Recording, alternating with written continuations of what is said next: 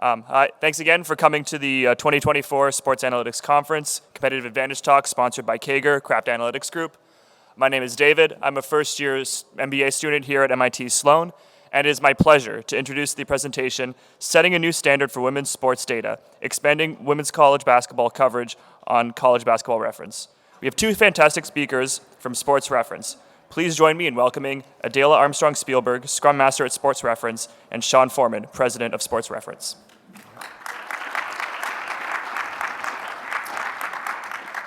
So just so we're clear, I'm Sean Forman, President of Sports Reference. And I'm Adela, I'm the Scrum Master at Sports Reference. So before we get started, I just wanted to make a note that we're not the first women's college basketball site out there. We're not the only one. I saw Erin Barzilai earlier. Her Hoop Stats is another great site that I recommend you check out, and also across the timeline. So there's a lot of people working this space, and we're honored to kind of contribute something, which is the project we're going to talk about today. So Sports Reference, you may know us. We have 9 sites. The reference sites are kind of historical and current season stats for the sports we cover. We have StatHead, our subscription feature, and then we also have the Immaculate Grid games as well. And our main purpose as a company, the way we view it, is that we democratize sports data so our users can share, understand. And so this data democratization piece is an important one for us. It's one of our core values. It's something that we think about a lot, and it plays out in a number of different ways. So for example, there's the ability to reuse the stats that you see on our site, and I apologize, they're a little small. It allows you, for instance, there are probably many of you who have pulled data from our for a course project that you were working on, maybe an application for a team that you're hoping to work for. That's something that we actively encourage and want people to be able to do. And then we also have coverage. We try to cover athletes who traditionally haven't been covered by sports data websites, the sports data world in general. A good example of this is our Negro Leagues or Major Leagues project, which launched in 2021 and integrated black major leagues and white major leagues from the segregated era of baseball and presented them on our site as one cohesive whole. And so why is this important? Why is this representation and this having this data available important? I would point you to Sue Bird's article from 2016 in the Players Tribune that kind of laid out the case of why the lack of women's sports data was holding women's sports back and how it had an impact on both the popularity of the sports and our ability to move forward. And so one of our guiding values as a company is respect, along with reliability and craftsmanship. And so we've had a WNBA site since 2007, actually. It was kind of a little bit hidden away, didn't have all the features of the other sites, and you can see how it's kind of progressed over time here. And then in 2019, we committed to having our WNBA and our NBA sites have feature parity. And so we have a lot of data on our sites. We have things like transactions, things like executives, things like assistant coaches. We actually track the shooting hands of all of the players in both of these leagues. And so we've over time been able to add to this set of information and have this available to the general public. And then in 2022, we actually changed data vendors and started launching a substantial expansion of our women's soccer data. So now if you go to FBref, you'll see that for the NWSL, for Women's World Cup, we have the exact same set of data that we have for the Premier League week in, week out. So that progressive passes, expected goals, shot creating actions, all that stuff that we're collecting there. We now have on the women's side as well for these nine competitions. And then finally, why we're here today, last year around this time, we launched our women's college basketball site. And so that takes us with data back to 2001, 2002. And it includes full season stats, it includes game level data. All of these stats that you expect on the men's side, we've added back to 2001, 2002 on the women's side. And so with that, I will hand it off to Adela, who led the project for our engineering team, and she'll describe some of the steps we worked through. Hi, so we know we wanted to add this data to the site. The question was, how do we do that? How do we actually get it out there? So we want to do this in a way that aligns with all of our company values, which are craftsmanship, reliability, respect, and that data democratization piece that Sean touched on. So really keeping a parity between the men's and the women's data. And this is a whole team effort. So we have our product team, which is composed of our product managers and our UX engineer, or our UX researchers doing the work to figure out how we want to display this data equitably on the front end of the site. We have our data team with our data developers really making sure we have as complete and accurate data as possible. And then we have our engineering team, which is our developers, our test engineers, and our DevOps squad working on the technical implementation and making sure that parity isn't only on the front end, but carries over to the back end in the code as well. We get the data out on the site, and then our marketing team make sure that everybody knows about it. Part of data democratization is really spreading the word, so making sure that users like yourselves know it's available for you to enjoy. So I'm going to get a little bit into the nitty-gritty of it.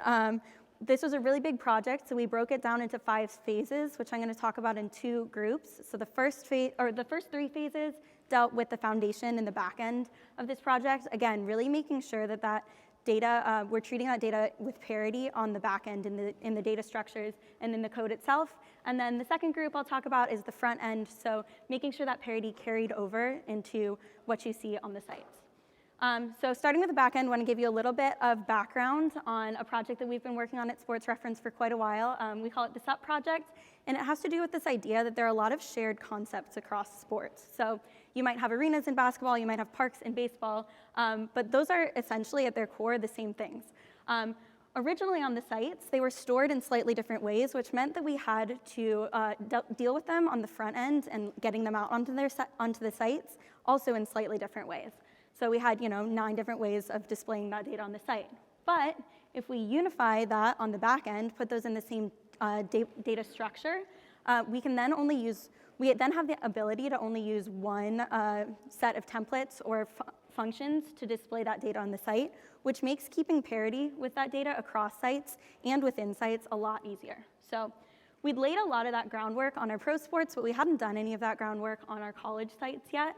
And we knew this is something that we wanted to do for the college basketball site before we added women's data to the site.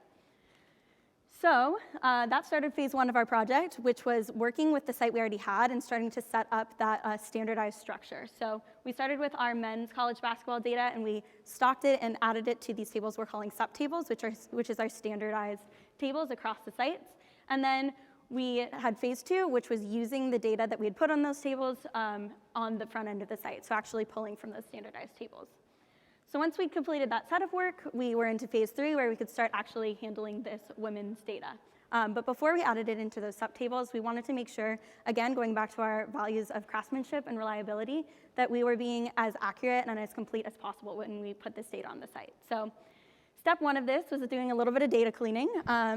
We have a couple examples of this is conference games. So we actually generated our own field in the database to tell you when something was a conference game. I'm sure, as all of you know, in college basketball, even if 2 teams are in the same conference and they're playing each other, not necessarily a conference game doesn't necessarily count towards their conference record. So we wanted to make sure that we were really intentional about that and accurate with that. We also did things like unifying our player IDs. So if a player played and then went on to coach, we wanted to make sure those 2 pages were connected. Or if a player played and then ended up transferring to a different school, we wanted to make sure that all of their data was displayed on the same page so that you could see the player holistically. This was a difficult process at times. There were times when I remember trying to disentangle San Diego versus San Diego State games, and we spent like a week on this. We thought we had it fixed. We came back in the next morning, and somehow everything overnight had reverted. So there was a little bit of data wrestling here too, but eventually got it into a state where we were happy with it. And then we also added to this data. So we did things like collecting All-Americans. We collected all-time tournament seeding. So again, that reliability value there, making sure that our data is complete and as accurate as possible. So once we'd done all of this, it was a little bit of rinse and repeat. We could just add this data into the tables that we'd already set up on the men's side, and then we could send it out to the site. But we wanted to make sure that we were intentional with this piece of the process as well. So we're not just dumping the data out onto the site in the same tables that the men's data uses. We want to make sure that we're achieving that parity again on the front end and on the back end. So that brings us to phase 4 of the project, which has 4 kind of pieces to it that I'll talk about: redesign, updates, new pages, and testing. So with our redesigns, we did a lot of user testing here, actually. So we talked with people who are really passionate about college basketball and women's college basketball, and we tried to determine what was a way we could display the data on the site where you could access men's data as easily as you could access women's data, right? And we ended up landing on this tabbed approach for most pages, so you can toggle between all of those data sets pretty easily. And even in the places where we didn't choose to use this tabbed approach and we had the women's data a little bit further down on the page, we wanted to make sure that we had anchor tags at the top of the page. So again, it's about keeping this data in parity, being able to click on a button and get to the women's stats that you want to see just as easily as you're able to view the men's stats. We also did a few smaller updates, so adding women's schools to our site search and making sure you can distinguish between the women's and the men's schools when you're searching the site. Adding coverage notes to pages that have both men's and women's data on them, so making sure that we have distinct coverage notes for each of those. And then even on the pages that we don't have women's data currently, this is an ongoing project and we're trying to be better and increase the amount of women's data we have. So there are a few pages that don't have women's data quite yet. We wanted to make sure that we added a note on those pages saying that we are aware that this is only men's data and being really intentional about that choice as well. We also added a couple of new pages to the site. And I want to hone in on the URLs here, which I know are a little bit difficult to see. So I'll tell you what they are. But being intentional, even down to that level of detail, was really important to us. So originally, if you went to the UCLA 2023-24 page for that school, you would have a URL that said UCLA/2024. And that was the men's data because that's the only data we had on the site. Rather than just adding a /women's and putting the women's data on that page and leaving the /UCLA for the men's side, we actually split up our URL structure and made a /women's and a /men's page. Again, going back to that parity, even the small details of treating those data sets equally and making sure there's not like a default data set that you can go to. And then the last step of phase 4 here was testing. This goes back to our values of craftsmanship and reliability. We want to make sure that we're really happy and proud of this data when we put it out on the site, and that involves a lot of testing. So we have our test engineers doing manual tests. They wrote automated tests for us. We did swarm testing, so getting as many internal eyes on the site before it launched as possible. And then, as I mentioned before, we also had user testing, so reaching out to people who are passionate about the sport and getting external eyes on that as well. And that brings us to launch. So we launched around this time last year, actually. We launched in 2 sets. Our first tranche of data went back to 2009, and we launched that in early February. And we wanted to make sure we got that out and we were able to market it well before March Madness so that users could enjoy that and explore the data before the tournament. And then our second launch happened in early March with our second tranche of data, which went back to 2001, and also a few features that we had tabled. So these were just some things that we wanted to spend a little extra time on and make sure we got them right before sending them out to the site. So got an extra month there, and we're able to release new features like Conference Player of the Years and like our tweets that share interesting stats on the site.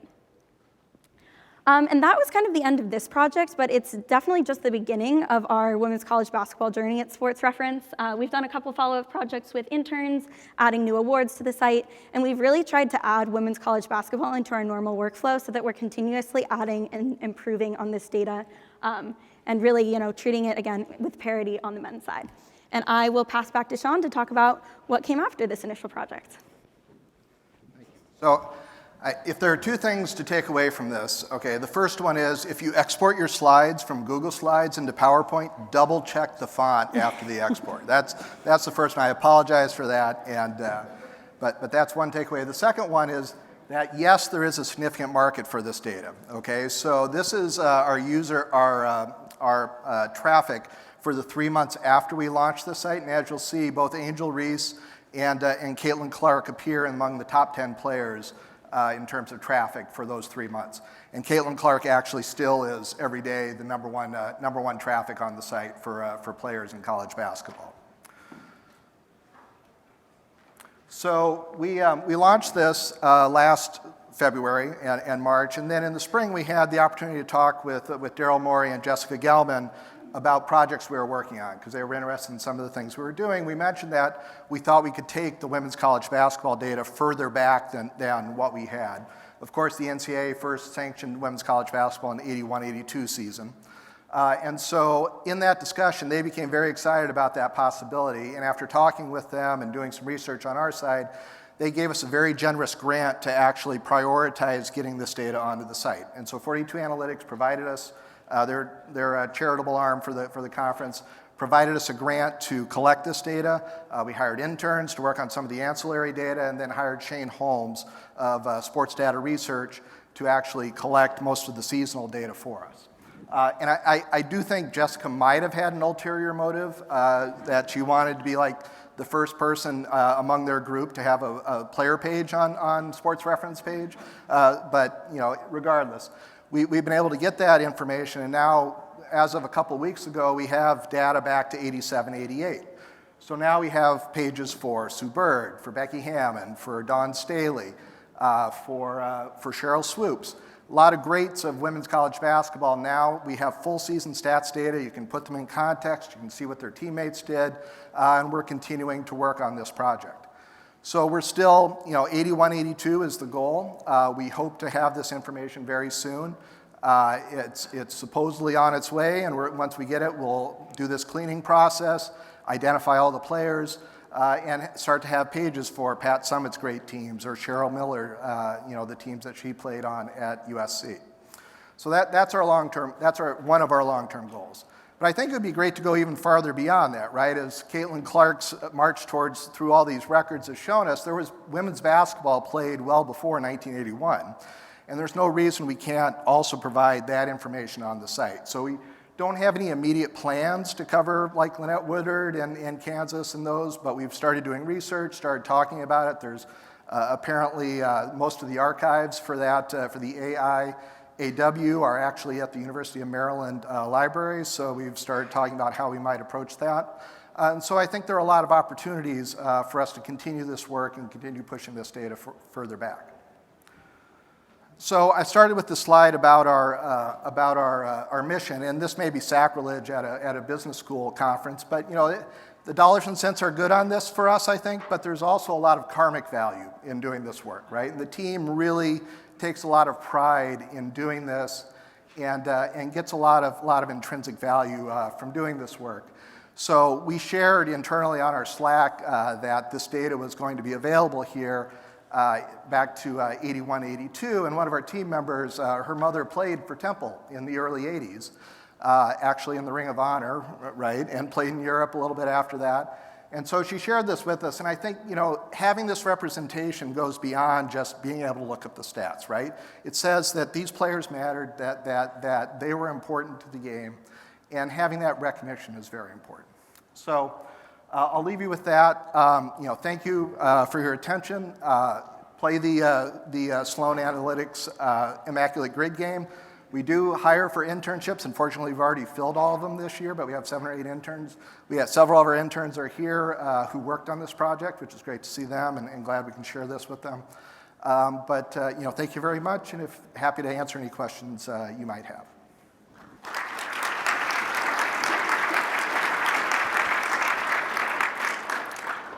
A few questions. If you could raise your hands, please. Hi guys, thanks for coming, by the way. So I had a question actually regarding your baseball war, and whether you guys have thought about the reformation of particularly pitcher war as it pertains to deciding between... So I'm going to cut you off right there. If we can get a women's college basketball question, I'd much prefer that. Yeah, go. But happy to talk to you outside afterwards.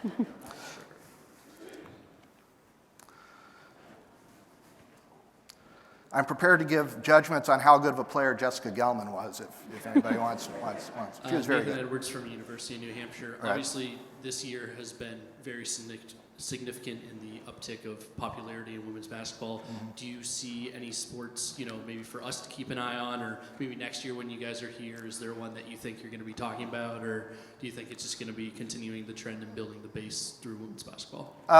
So women's basketball is obviously going to continue to be in it. As I mentioned, there are still some projects ahead of us that we're working on. We're actually bringing all this data into our StatHead tool so you can search through games and seasons as well. I think we've talked about volleyball. We've talked about softball. I think would be another natural one. One of our data providers is actually giving us softball data already, which we haven't been able to utilize. And so we've got one of the nice things and bad things about our business is we get hundreds of user emails every week for suggestions. So we've got a very long list, but we definitely are looking at some other sports as well. All right, we have time for one more question. Down in front here.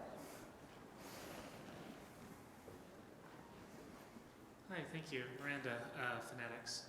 I have a question.